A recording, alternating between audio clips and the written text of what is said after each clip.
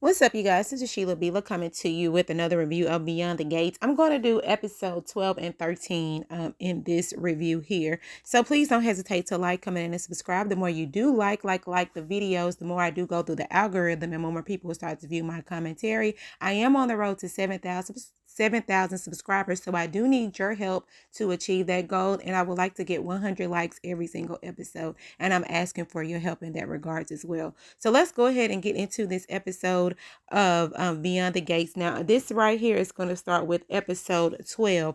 Episode 12 starts with Nicole. Nicole is getting ready for her interview, and she is looking for her bracelet. This is apparently her good luck bracelet. And she says she seems to hide it away from herself a lot. And while she's looking for her bracelet, Eva is pretty much giving her encouraging words because she sees that Nicole is kind of nervous about the interview. And also the other thing that's going on with her sister, because Danny has been in the media heavily in regards to what happened at the wedding and all that stuff. And she didn't want a lot of that to overshadow, her award that she's getting. Mind you, she's getting the same award that her father got, being a civil rights activist and all that stuff. So, she's kind of nervous about that, looking for her bracelet, and Eva is helping her, just encouraging her that everything is going to be fine. Just hopefully, everybody stays in their place. Now, Bill, on the other hand, has gotten word that Nicole is getting her award and she's doing an interview. But in his narcissistic mind, he's thinking that it's going to be all about him. It's going to be a bashing session. So what he is trying to do, he's trying to get ahead of the game, and he's going to make his own interview. He done called all these other reporters to come around so he can make the Duprees look bad instead of them making him look bad. Now, back over here at Naomi and Jacob's house, Naomi is still upset with Jacob, and Jacob said he's tired of sleeping on the couch. But I mean, Naomi's whole deal is, you said that you would not, put your job before the family, but it looks as if that's what he's doing. And Jacob is trying to explain to Naomi that I'm just doing my job. I really had no choice. And I often feel in this situation that, yeah, he could have not chose to go and pick your mom up, but in the same time, as he did say, I would rather it be me than it be anybody else that could make the situation worse. So, it's almost like you got to deal with the cards you dealt. It's like bittersweet, and hopefully they won't allow their jobs, their individual jobs, to get in between what they have going on, because he did make a good point. He was like, Naomi, now if this wasn't your mom and if you were going before a jury, you would have to pretty much explain to them that somebody was trying to be harmful. So he was trying to put it in perspective of that lawyer talk, but she don't want to hear it because she was like, that's my mom and I don't care. But yeah, we'll get to them later, a little bit later. So everybody have made their way to the Grant's house. That's the daddy and the mom's house. So everybody has made their way over there, and their main concern is Danny. They're hoping Danny don't show out, because if Danny shows out, then that's gonna mess up this whole interview, and it's gonna mess up Nicole's day. And so Nicole and Danny, they have a sit down, and she's just like, how are you? How are you mentally and all that stuff? But Danny is assuring her, look, I am going to stay in the background. You don't have to worry about me. This is your time. This is your day. And if they bring her up, they're going to try to handle it appropriately, because they know they might end up bringing it up. So now you have the Gossip Girls. They're doing what they do best. They're sitting around a table talking about the Duprees. And Dana Leslie, she comes in and she's extra happy, right? Because she just put on stunts and shows talking about she's about to jump off of a building. And then she got to actually talk to, Ted, and she got to talk to Nicole. And she's telling the people that she's finally starting to get over the grieving process of her quote unquote dead ex-husband. Child, we know that ain't nothing but a lie. Now, back over at Ted's and Nicole's place, we have another bonding moment between Eva and Ted, and they're still talking about Eva's family because Ted walked in and saw Eva looking at the picture, and she was just saying, I wish I had a family. I wish I knew my dad. I wish I had a sister and all this other stuff. And Ted is just saying, he's really grateful for his family, and he tried to step in when his nephew lost his mother and father, but it never replaces the real parent. And Ted also said that he would try to do his best to make sure that Eva, I guess, feel comfortable, or that she can have some type of, I don't want to say parent, but some type of adult friendship, or another adult that she can rely on other than her mom. So that was good. Now back over at the Duprees, the reporter is here, and this is none other than Entertainment Tonight. I think her name is Nichelle Turner. So I'm glad that this show is really sticking to the reality of life, because these are like real people, that we see doing the news. So she came in, she did her thing or whatever, and they go ahead, they start the interview process. They're big up in Nicole, talking about how she's been in the psychiatric arena, and they're talking about the father, how she's getting the same award as her father and all that stuff, with her achievements and her outreach and all that other stuff. So they are, you know what I'm saying, so they're doing their job. Then all of a sudden we get a call on the other end, and her name is Nichelle Turner, so she gets like a little what they call it, a tip, saying, oh, we got word that Bill Hamilton is doing a report as well. What do we have? Anybody? Is Danny here that she could speak on that? Because mind you, they did bring up Danny's whole situation, and Danny wasn't in the room. So when she got word that Bill was holding her own press conference, do you want to speak on that? Does Danny want to speak on that? Girl, child, Danny come at the back. Yes, I would like to speak on it. I said, here we go, y'all. Here we go. Now, Bill, he think he's winning. He think he is putting out fires. He think he is trying to he's trying to put prestige on his name. But the only thing you doing, child, you over here looking a hot mess, because while you're over here sitting here saying that my ex-wife Danny is trying to ruin the relationship between now and my love and my future, you know what I'm saying, wife, and we can't even go on our honeymoon properly because she's over here doing X, Y, and Z, talking about her mental stability is not stable, that she is deteriorating in her mind, and her sister is a psychiatrist and she should be helping her with that. He's just going in. He's going in. But the thing about it is, while he's over there disparaging his ex-wife's name and his ex-wife's family's name, she's over here doing the total opposite. She's just like, I take accountability. It was all my fault. I hate my daughters had to see me in that light. She's ready to move on with her life. She was devastated. She's just giving her side, and she's accepting our responsibility. And she even said, I am so happy that my ex-husband and his wife dropped the charges on me. And she's just really giving like this docile, like she's just so humbled speech, like she's really speaking her speech, and everybody is really starting to eat it up, because you hear one person on the other end talking bad, pointing fingers, mean, mad, bad, but she's over there saying, I'm grateful for my family, I'm humble, this has taught me a lot, my daughters, what I'm saying, she just laying it on thick and talking, I don't want to hurt my family, and she's doing the real damage control and making Bill look bad, because mind you, his wife Haley didn't want to do it in the first place. The only thing she want to do is go on her vacation to Italy and forget all this mess. But Bill cannot let it go. He has a hard on for Danny, and it's crazy. It's so crazy, y'all. All right. So now back over at the precinct. Jacob has a new partner. Child, he's some grumpy old man. I guess since he done been on the force for all these years, he feel like he can go and tell Jacob to go get him coffee and cups of water. He talking about, you a grown man, you go get your stuff. We all on the same level over here, Doc. That old man, I don't remember his name, but I'll get it later.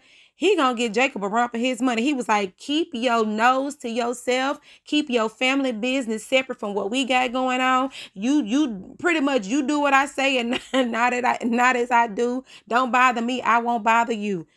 I guess, chair. Now the daughters, they are so happy. They are so proud of their mom, saying what a wonderful job she did, because they thought that she was going to blow off the handle and somebody else going to have to clean up her mess, but they didn't even have to do that this time.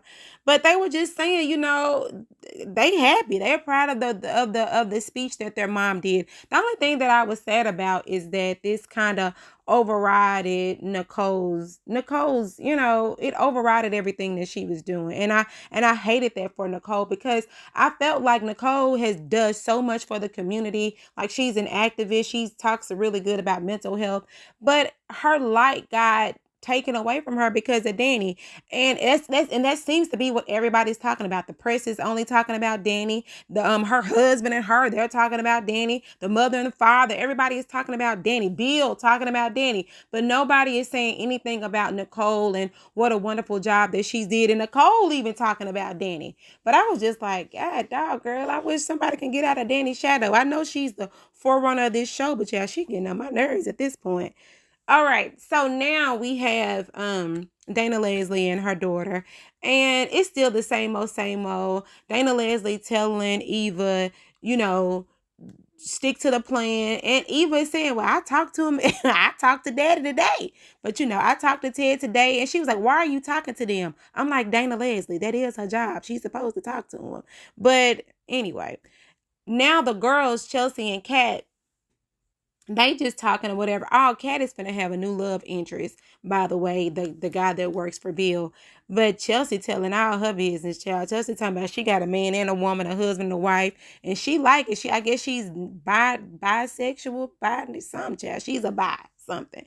But she said she like it, and she gonna keep sleeping with him. I was like, well, all right, do you? So now back over here with Jacob and Naomi. Jacob said, I'm tired of sleeping on that back. My back hurt. I'm about to go to a hotel and I'm tired. And after he done reminisced and thought about everything, he apologized, but at the same time, he had to do what he had to do. Naomi and him, they made up. They made up because she realized that she loves him, and he was doing her job, and he realized that he hurt her, but at the same time he was doing her job. So they have to respect each other in the jobs that they're doing. That's pretty much it. Here in this scene right here, the family, like I said, they're happy. They're happy that Danny didn't drop the ball, and they feel like everything went in their favor. And now Bill has to let it go. Bill, you lost. Let it go. The only person really that's keeping this up is you. So that's pretty much what I got from this part right here.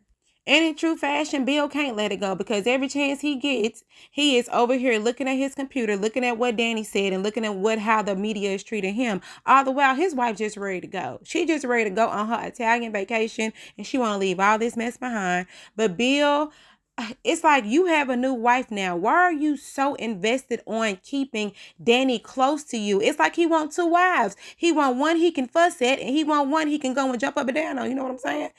And even Danny, I'm like, Danny, you said you let it go. You told us you had this whole meeting, you got everybody together at the Grands, and you made this big announcement that you're letting it go.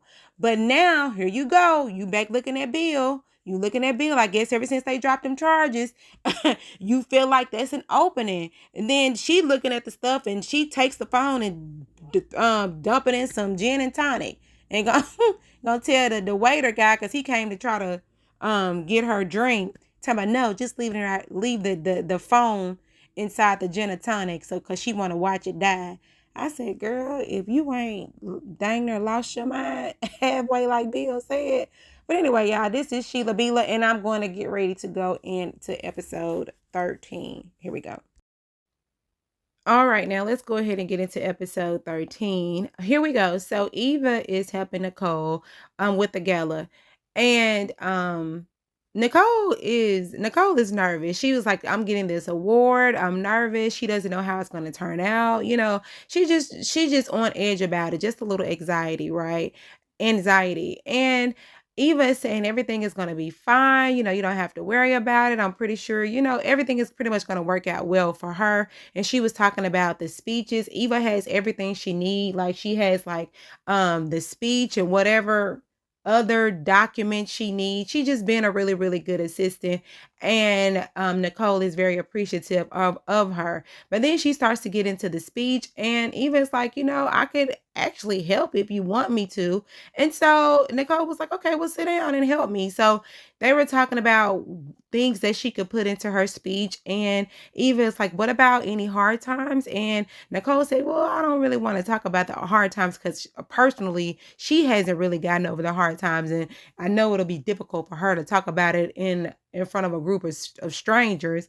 And then they start talking about just little moments in their life with the family, happy moments, sad moments, or just little moments that could kind of fill in the speech. And Nicole is very happy for Eva's input. She's actually kind of impressed. Which is a good thing, because this is starting to get Eva to see from a different lens, a different perspective of the people that she's working with. She's actually getting to work with her dad. She's actually getting to work with Nicole, because her mom talked so down and bad about them. The only thing she knew was bad things. Now she's starting to see that they may not be too bad, and it's really a good look. So I'm happy that Eva is starting to kind of see things on her own when it comes to Nicole and all of that stuff. All right, so now back over here at the hospital. Of course, Andre is there, and he gives Ashley like this picture collage with her in it, and a picture of the baby that they delivered on the elevator. And while they're talking, Derek comes in on a stretcher because he was in a fire, and they had to literally drag him out of the fire. All right. Now we get to Randy, Joey, and they are talking about Doug. Randy's whole deal is, why are you so infatuated with Doug? Like, what is it? What is it? Why Doug? You can sense gamblers from a mile away. You can sense people that have addictions. Why did you focus your eyes on him? And for me, it's almost like Joey is trying to get Doug into debt, because maybe Joey has a heart problem, or maybe he knows someone that has a heart problem, and he is trying to get him to do some illegal activity with heart surgery or something, because that's the only thing that I can think of. Maybe there's a procedure that are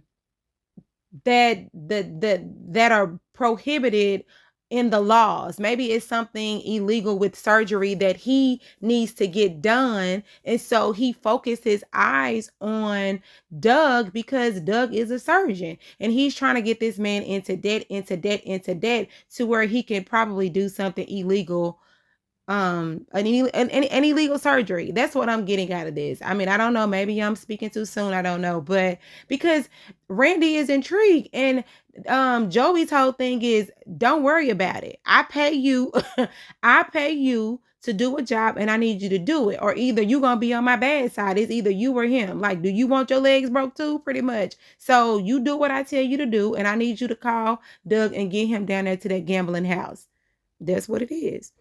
All right, so now back over at the hospital, the fire mate, he's telling Ashley what happened, that a building, like the ceiling had collapsed on his head, and he got and Andre said that he got amnesia and all that stuff, but they just filling Ashley in. So back over inside the room with Derek and Ashley, Derek don't remember nothing. Derek really does have amnesia. I don't know if it's short term or long term, but it almost seems like it's short, because he has to look on that piece of paper and say, my name is Derek such and such, and I have a concussion. My name, and what is your name? Ashley. Oh, you are my girlfriend? Okay. And she's rolling with it or whatever, but she constantly, kisses him and reassures him that he's going to be okay, even though he forget. And sometimes he said something about he got scratched by a cat. He saved the cat. I don't know, but it's really putting Ashley into like a frenzy, because she's like, this is my man. I love my man. My man has amnesia. He barely remember me. So she doesn't want to think too badly about the situation, but she just wants to be in good spirits about the situation, because that's what Andre told her to do. All right, so now back over here with Doug and Vanessa, both of them have their own separate agendas. But Vanessa is trying to get at Diego. She's been trying to get at Diego all morning, but Doug didn't interfere with that. He's kissing on her, showing her the intimacy that she has been missing. And Vanessa looking like, you ain't got no you ain't got no surgeries you need to be doing. He was like, no, I'm all yours for the rest of the day. Like, my schedule is clear. And she's just like, because she's looking over there at Diego over here flirting with another girl, and now she's looking like, and Doug notices the distraction. He's like, what's going on with you? He was like, oh, that girl over there, she's ordered something that I want to have, meaning Diego. But nevertheless, Vanessa ends up getting a call. She ends up having to leave, and Doug end up getting that phone call, and he's gonna head on down there to the casino. Now back over here with Smitty and Martin, they were still having the whole conversation about Smitty working, and Martin don't want him to work. So the family comes together because the boy and the girl, they end up coming in. They have a family discussion pretty much. What's the big deal? Why are y'all arguing? Their argument is about Smitty going to work, right? And so the kids are like, I mean, hey, the kids at my school, their parents work, and Martin is trying to make this a traditional family, but it's not traditional. These are two men that are married, and they have children that are adopted.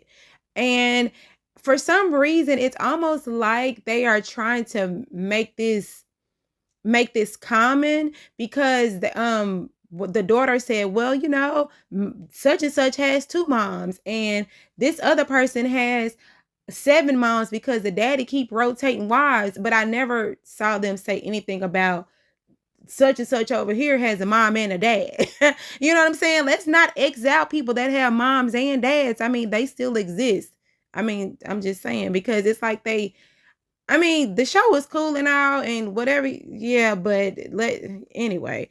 So they all agree that ain't nothing wrong with the dads going to work. Don't hold them back. Let him do what he got to do. The kids dang near grown. You get them cars, they can do whatever they need to do. Right. So they all touch and agree. They happy, and then they just go fall on the couch. I'm like, why are they trying to make this like a Mary Poppins situation? It just seemed like it was a little too over the top with them falling on the couch. Ugh, I guess it is what it is. Anyway, so now Eva gets home, and Eva and Dana Leslie, they have this whole conversation about Dana Leslie wants to go and interrupt the whole award ceremony. Like, she wants to interrupt. She wants to lay it out there that Ted is the daughter, that Ted is my baby daddy. His daughter Eva is right here. But Eva has gravitated to them, and she's just like, I don't think we should do that. Not right now. I know you're mad at my dad for what he did to us, but Nicole doesn't have anything to do with that. Let's not ruin her night.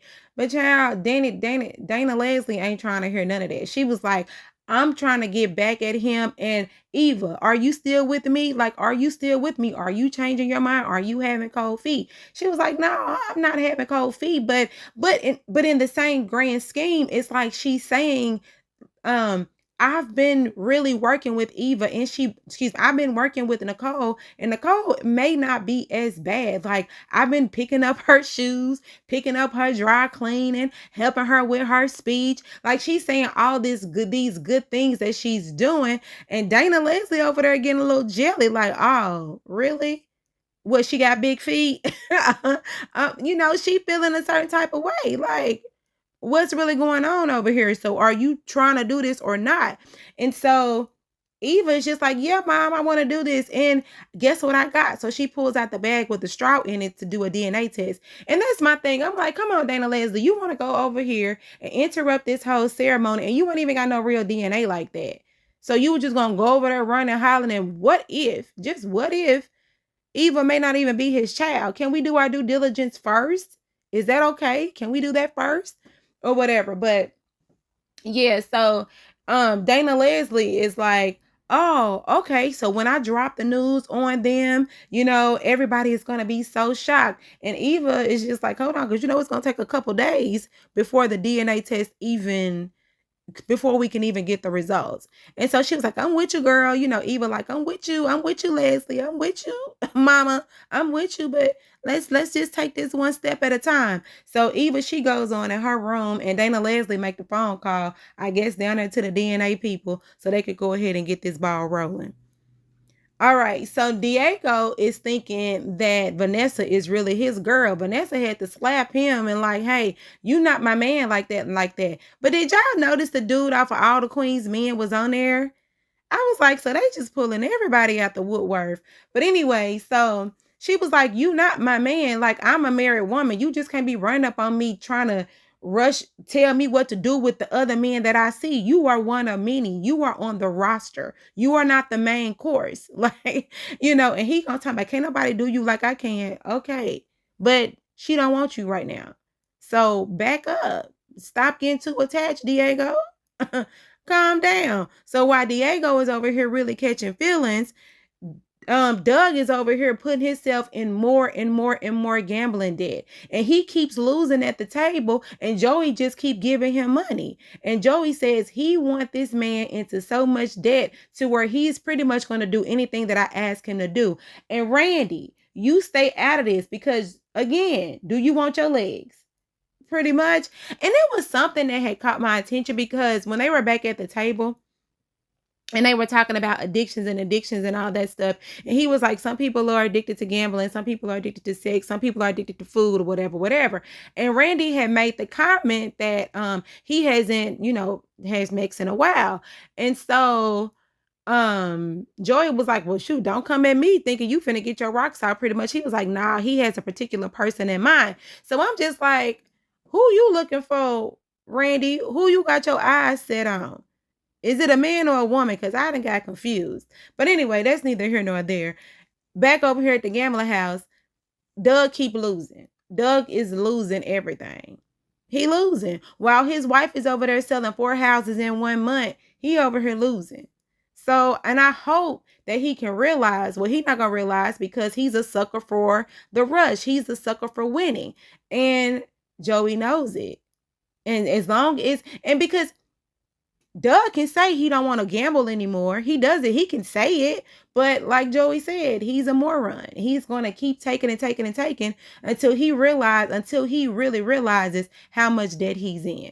And then Joey told me, I know you're going to win it back. I know you're going to win it back. I was like, he ain't going to win it back. He ain't going to have no legs. He probably ain't going to have no hands. But anyway, that's what. And then Randy, I know you said y'all been friends since the sandbox, but and I know you got a job to do, but you can't give him a heads up like, hey, dude trying to set you up.